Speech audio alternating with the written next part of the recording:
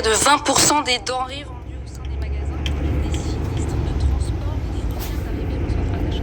Exactement. On peut avoir une palette qui arrive de Lyon, par exemple, parce que le carton était un peu abîmé, c'est refusé. Ils ont considéré que la commande était organique.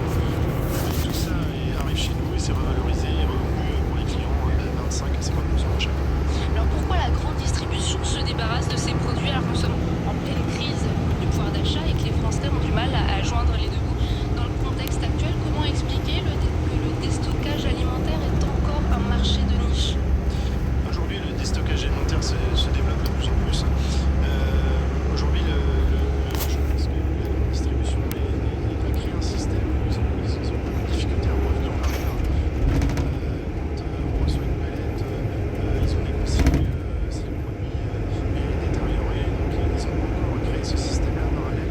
Du coup, on arrive sur les derniers maillons de chaîne, on arrive à valoriser ce produit et puis le revendre en magasin pour vendre. D'accord, un produit sur 5 jeté par les consommateurs en raison de sa date de péremption. Nathan? Oui, moi je trouve bien sûr cette initiative très très inspirante. Est-ce qu'on peut faire un portrait type des clients, du client que vous voyez le plus souvent? Et bien aujourd'hui, je dirais que ça a complètement changé. C'est toute catégorie socio-professionnelle. J'ai des gens qui ont des difficultés à la fin du mois. J'ai des gens qui adhèrent au concept parce que du coup, c'est écologique. Et puis on évite de détruire dans la marchandise. On a des gens qui viennent chez nous parce qu'on a créé aussi une enseigne avec le côté humain, où on a réaménagé entièrement les plannings pour les salariés et puis les horaires. Et puis on a des gens qui aussi, voilà, ont des très bons moyens, mais ils se disent mais pourquoi payer plus cher ce produit alors qu'il est encore consommable, et puis en même temps on évite le côté voilà, écologique, on évite de gaspiller de la marchandise. Ce que vous êtes en train de dire, c'est qu'il y a des consommateurs plus aisés qui viennent dans vos magasins et qui ont envie de faire de bonnes affaires. De plus en plus, oui. De plus en plus, parce que du coup, aujourd'hui, venir dans un magasin de déstockage alimentaire, on revient quelques heures en arrière, ça faisait peur. Mais nos produits sont les mêmes qui sont vendus en grande distribution. C'est juste que le produit, on n'aura que 3-4 jours pour le manger. Donc la personne qui a peu de moyens, beaucoup de moyens, se dit, mais moi, ce produit-là, de toute façon, je vais le manger dans les 2 jours. On ne peut pas l'acheter 50% moins cher. Est-ce que vous connaissez le parcours d'achat de vos clients? Est-ce qu'ils commencent par frais malins et ils font ensuite des achats de compléments ailleurs, ou est-ce qu'ils viennent occasionnellement de manière un petit peu aléatoire? Complètement. Donc le client passe déjà tout d'abord chez Frais Malin. Et ensuite, on n'a pas tout dans le magasin. On vit au jour le jour avec les arrivages de produits. Ensuite, ils vont finir leurs courses dans une grande surface. Et on a plusieurs types de clients. On a des clients qui viennent 3 à 4 fois dans la semaine. On a des clients qui viennent une fois par semaine. On a aussi des clients qui viennent d'assez loin. Parce que notre zone de chalandise sur nos magasins, c'est 60 km autour. Alors qu'une grande surface, c'est 25 km. Donc on a des gens qui viennent une fois par mois, mais qui font le plein de courses. Il y a même des visiteurs des clients qui viennent tous les jours. Tous les jours, oui. On les a vus lorsqu'on était dans votre magasin. Et il y a des clients qui viennent tous les jours. Pourquoi? Parce que du coup, le concept au départ, c'est 25 à 30% moins cher qu'une grande surface. Sauf que plus le produit arrive à date, on solde. Donc 3 jours avant, c'est 40%, 2 jours avant, 50%, dernier jour, 75%. C'est intéressant pour la viande, le poisson, pour la viande, pour le poisson notamment. Donc les gens qui veulent des bonnes affaires viennent tous les jours et ils mangent à pas cher.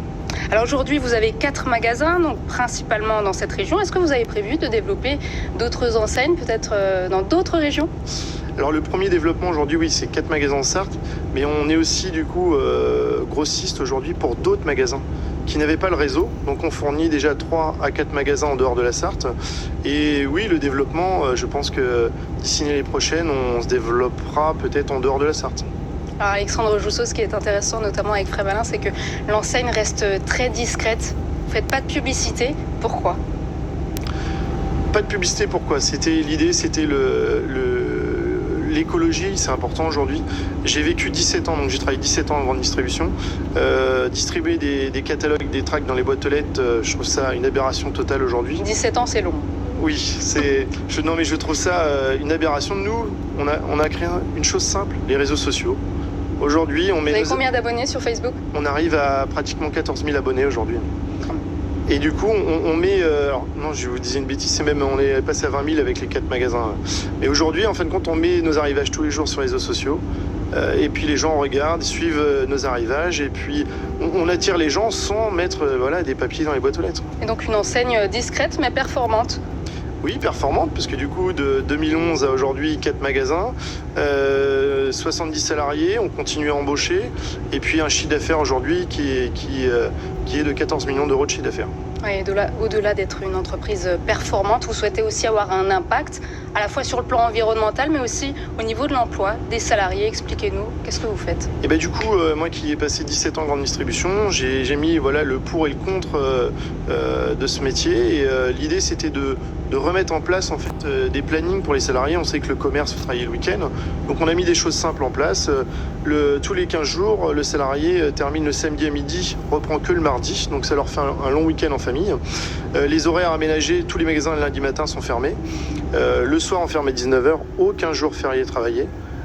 Noël le 24, on sait que c'est le temps fort du commerce, mais nous on a décidé de fermer à midi pour que tout le monde prenne le temps de rester chez eux et de profiter de leur famille. Et ensuite, l'idée c'était le pot commande, donc on donne 20% du résultat de l'entreprise aux salariés. Qu'est-ce que vous en pensez, Nathan ? Je trouve bien sûr intéressant. Il y a la question du coût de l'énergie, parce que le modèle repose sur un coût de l'énergie qui est une valeur donnée et réfrigérée et congelée quand le coût de l'énergie augmente. Ça fragilise un peu le modèle. Quelles sont les perspectives sur cet enjeu-là ? Ça fait très peur. Aujourd'hui, un modèle économique comme le mien et comme d'autres, demain, moi j'ai peur pour plusieurs choses. La rentabilité de nos magasins. Qui dit rentabilité de nos magasins, c'est une répercussion pour mes salariés. Parce qu'aujourd'hui, nos salariés, ils décident de récompenser par rapport à la rentabilité de nos enseignes. Et puis, derrière, aujourd'hui, on n'a pas mis d'impact sur le prix des produits. Et peut-être que dans 6 mois, je ne pourrai pas, je serai obligé d'augmenter mes produits. Et donc, vous donnez aussi 20 tonnes de denrées alimentaires aux associations. Oui, en fait, dans notre concept. Chaque année, oui. Dans notre concept, quand la marchandise arrive, on sait à peu près combien on va vendre. Une petite palette de salade, on prend tout de suite la décision de l'envoyer banque alimentaire, Restos du Cœur, et on alimente pratiquement chaque jour, tous les 2 jours, les associations. C'est quoi vos perspectives de développement ? Les prochains objectifs de Frais-Malin ? Le prochain objectif de Frais-Malin, c'est de continuer à se développer sans communiquer avec du papier. C'est reprendre comme on a fait dans chaque magasin, reprendre des friches commerciales. L'idée, c'est pas de reconstruire des magasins, c'est de refaire vivre des magasins qui étaient dans des bourgs ou dans des villes. Et l'idée, c'est d'avancer tranquillement, mais sereinement. Voilà, donc Frais-Malin, supermarché précurseur dans l'anti-gaspillage alimentaire.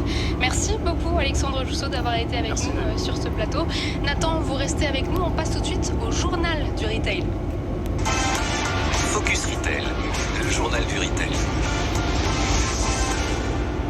Bonjour Eva.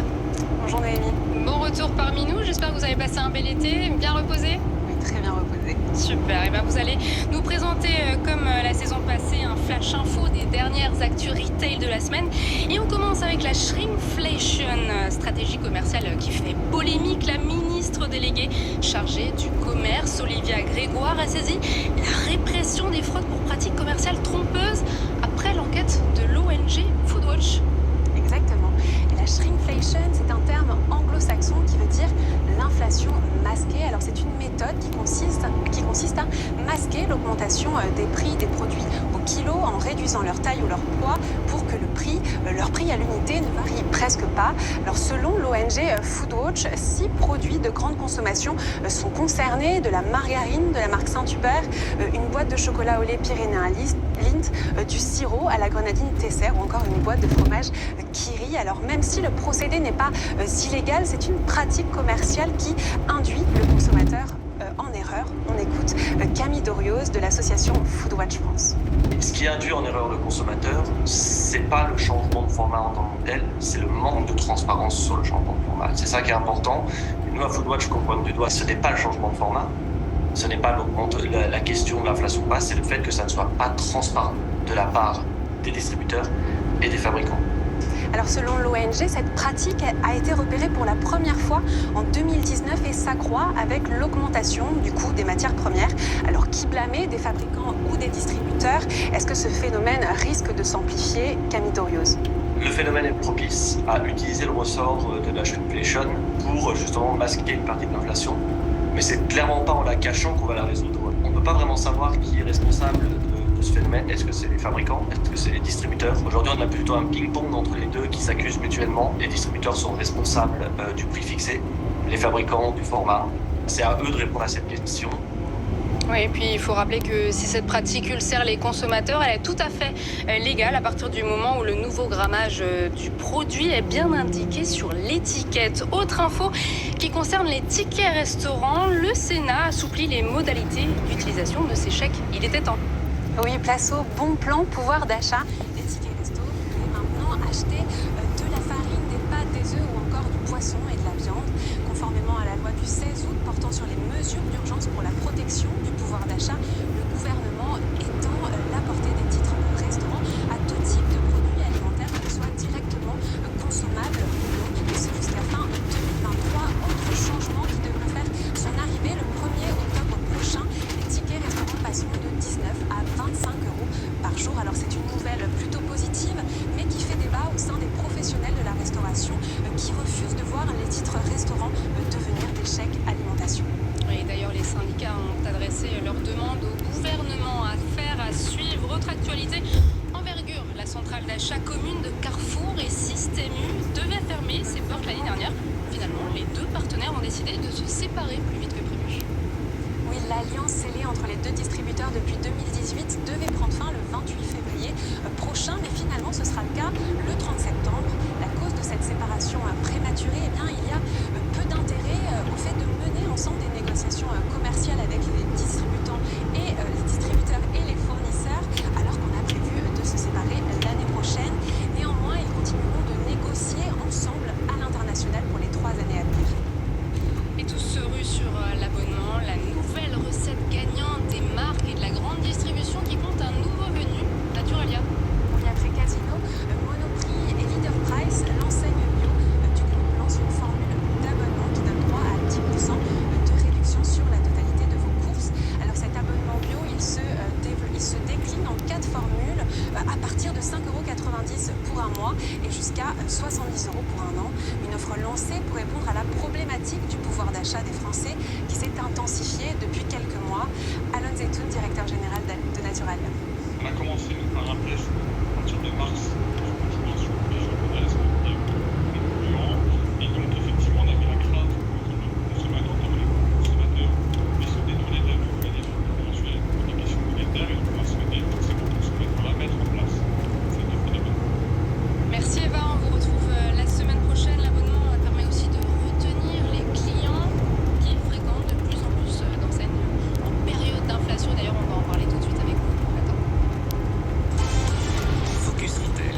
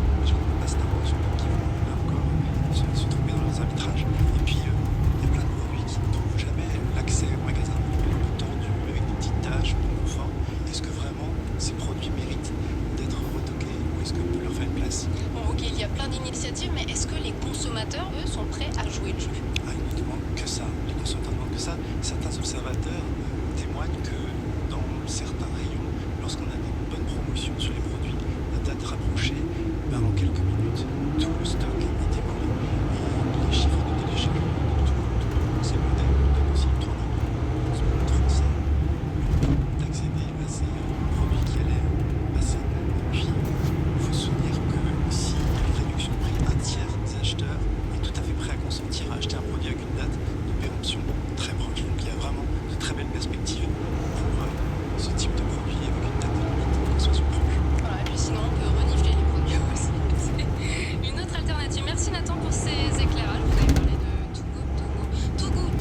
Et tout de suite, nous allons découvrir une solution spécialisée contre le gaspillage alimentaire. Focus Retail, le Mitch. Quels produits vont périmer? Combien? Quand? Les solutions contre le gaspillage alimentaire existent. Codabene fait partie des pépites de ce secteur. Margot Cornu, bonjour. Bonjour. Merci d'être avec nous. Donc, vous êtes cofondatrice de cette start-up. Comment cette application fonctionne? Alors effectivement, donc chez Codabene, on a développé une application qui s'appelle DLC Memo, qui est la solution aujourd'hui leader en France dans la gestion, dans la digitalisation plutôt de la gestion des dates de péremption. Comment ça fonctionne concrètement? Alors l'application va faire trois choses. La première chose, c'est qu'elle va identifier les produits qui approchent de leur date de péremption. Donc, chaque jour, elle va lister aux équipements magasins les produits proches de leur date. La deuxième chose, ça va être une recommandation. Donc, une fois identifiés ces produits, on a une intelligence artificielle qui va recommander la meilleure action de valorisation possible pour le supermarché. Et la troisième chose, ça va être l'aide à l'action.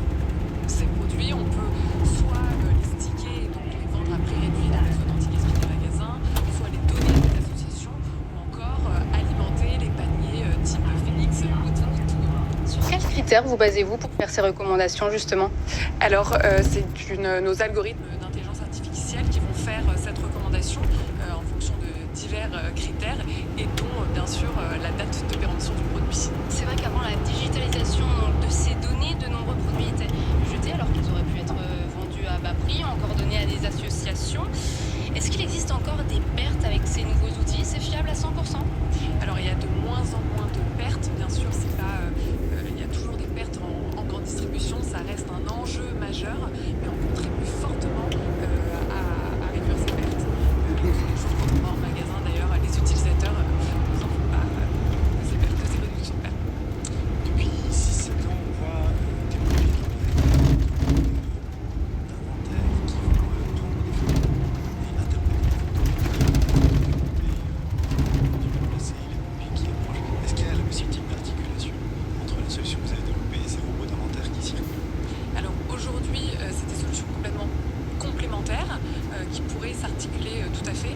Nous, on se concentre sur le pan de la gestion des dates de péremption. On cherche à avoir un maximum d'impact sur le gaspillage alimentaire. C'est pour ça qu'on se concentre là-dessus. Mais bien sûr, il y aurait plein de choses à faire, plein de synergies possibles avec toutes ces startups et applications qui émergent. Est-ce qu'on peut chiffrer les économies réalisées par les distributeurs avec cet outil? Alors aujourd'hui, les distributeurs, le gaspillage alimentaire, la démarque CAS, elle va représenter 1% en moyenne et jusqu'à 7% de leur chiffre d'affaires. Et on observe environ un ROI entre x20 et x100 par les magasins qui utilisent notre solution. Bien sûr, ça dépend des cas de figure. C'est intéressant. Combien de supermarchés utilisent cette solution aujourd'hui? La solution est déployée dans 1000 magasins en France comme à l'international. On est présent notamment en Europe, en Amérique du Nord, au Maghreb ou encore en Asie du Sud-Est. Et c'est des supermarchés, mais c'est aussi tout type de points de vente, hypermarchés, proximité, magasins